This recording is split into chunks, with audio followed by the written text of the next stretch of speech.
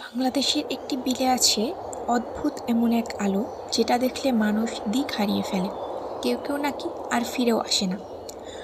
কুড়িগ্রামের একটি বিশাল জলাভূমি বগার বিল। শত বছরেরও বেশি সময় ধরে এখানে দেখা যায় রহস্যময় ভাসমান আলো। রাতে দূর থেকে হঠাৎ একটা উজ্জ্বল আলো দেখা যায়, কখনো মনে হয় খুব কাছে, আবার মুহূর্তেই অদৃশ্য হয়ে যায়।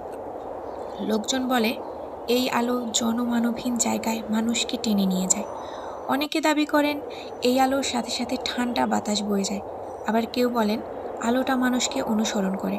কেউ কেউ তো এটাকে পেতনির আলো বলে ডাকে। আবার বিজ্ঞানীরা মনে করেন এটা হতে পারে মিথেন গ্যাস থেকে তৈরি ম্যাশ লাইট। কিন্তু কেন আলোটা এভাবে চলে বেড়ায় সেটা এখনও ব্যাখ্যা করা যায়নি। এটা কি কোনো প্রাকৃতিক গ্যাসের প্রতিক্রিয়া, নাকি সত্যি বগার বিলে আছে অদ্ভুত শক্তির উপস্থিতি? শত বছরেও এর আসল রহস্য কেউ খুঁজে পায়নি।